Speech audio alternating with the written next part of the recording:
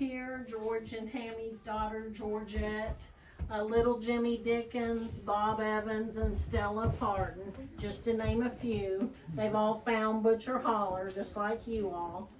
Now that's Loretta and her husband, Dew. They lived in a 2-room shack in the head of this holler. And she said on the ceiling there was a newspaper article and picture of the actress Loretta Young. And she thought that was the most beautiful woman she'd ever seen in her life. So she decided her firstborn girl she would name Loretta. But now the pictures on each side of the lamp are my grandparents. There. Dad said that was a whole lot of money back then, but they were good furniture and they were well worth the investment. Yeah, when my grandpa worked in the coal mines, he got paid 25 cents a ton to hand shovel coal and put in a cart. And then he didn't get paid cash, he got paid script that he could only spend at the company store, which our Webb's Grocery down there was the old company store. The old Tennessee Ernie Ford song, I owe my soul to the company store. Yep. That's how they live it around the table. He said Grandpa had bought the table second-handed, and when they bought it, it came with a great big old buffet, and the buffet was too big to get in the house, so Grandpa cut it up and made the mantles around the fireplaces out of it. My grandma did wash their clothes on a washboard every day, but when she finally got a Maytag, that was it. That was it. And when they first got that, they had no electricity up here. That was gas still. And then this picture here, the feller with the fancy hat on, some of you all may remember him from the movie Coal Miner's Daughter. His name was Lee Dollarhide. He was the moonshiner that got shot and killed in the head of the holler, stealing the boys from Greasy Creek's moonshine. Well, that really happened, and this is a real picture of him with one of his moonshine stills. The line that he was famous for in the movie was, "It's coal mine, moonshine, or move it on down the line." Yeah. And then this is the type of dinner bucket and hat and carbide light my grandpa would have carried in the coal mines. And then this was my grandma's original pie safe, her Hoosier cabinet. And then the calendar back here on the wall, that's a Loretta Lynn calendar. And Dad said that Uncle Carmen's guitar was the first guitar that they had here at the house. He said that they all learned how to pick and sing on it a little bit. So that could possibly be the first guitar Loretta ever held in her hands. Wow. Now right over here's pictures of their grandparents. This is their great grandma and grandpa Webb. Webb is Loretta and Crystal's maiden name. And then this is their great-great-grandma and grandpa Butcher. The Butcher family's who the Holler's named after, Butcher Holler. And then their mommy's dad's up here in the center, their grandpa Ramey. And that's the side of the family that we're kin to Patty Loveless on. Patty Loveless is a cousin to Loretta and Crystal. Her maiden name is Patty Ramey, and she's from Elkhorn City in Pike County, Kentucky, which is just south of here on our US 23 Country Music Highway. Now this is Loretta with her very first band. The little lead guitar picker in that picture, that was her brother Jay Lee, and he was the first feller to get her up on stage and get her to sing. And then on that side of the fireplace, we've got a picture of Loretta with the Wilburn brothers, and they were her first managers when she first went to Nashville. And then above that, that's Loretta as a teenager in this holler. She's in the middle there with the bright red lipstick on today. She said she always tried to go with Grandpa when he went to get feed, so she could pick out the prettiest feed sacks to make the girls' dresses out of. And then this is Loretta's son, Ernest Ray. He fronted most of her shows. That's her oldest daughter, Betty Sue, and her middle daughter, Sissy.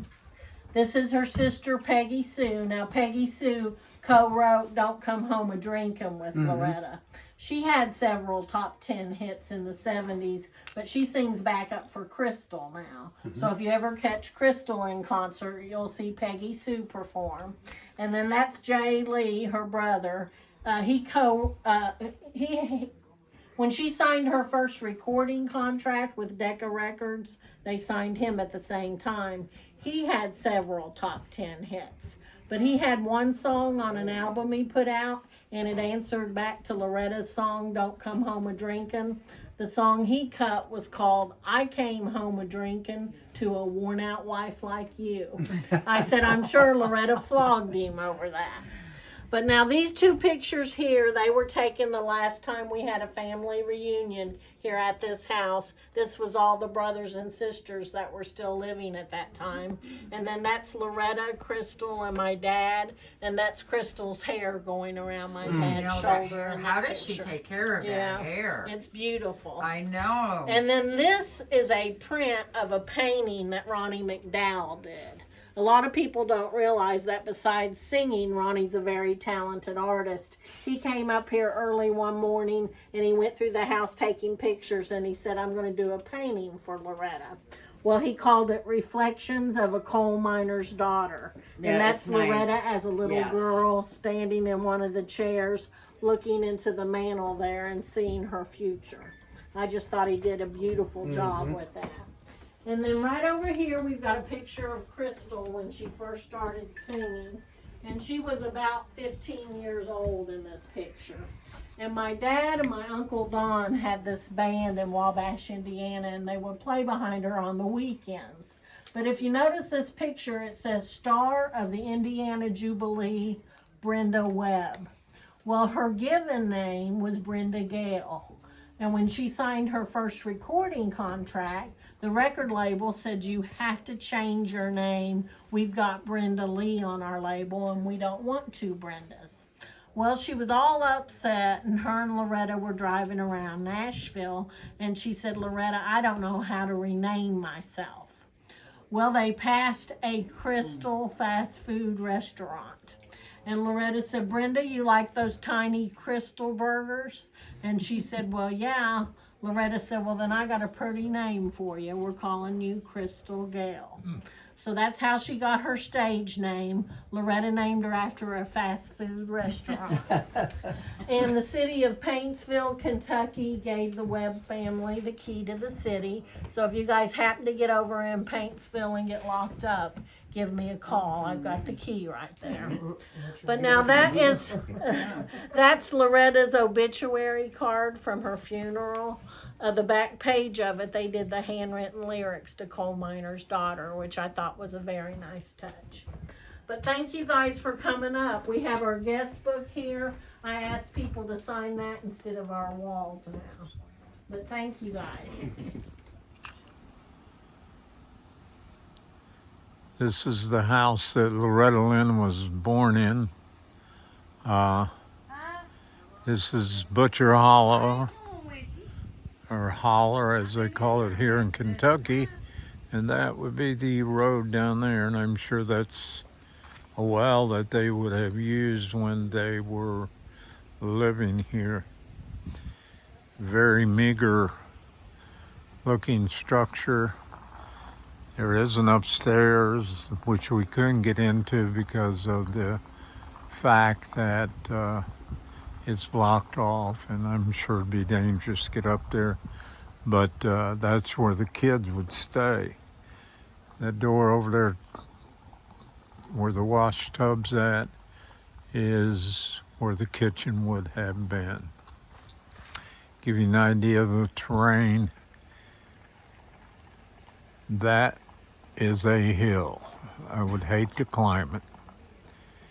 Anyway, this is Bob at Butcher Holler.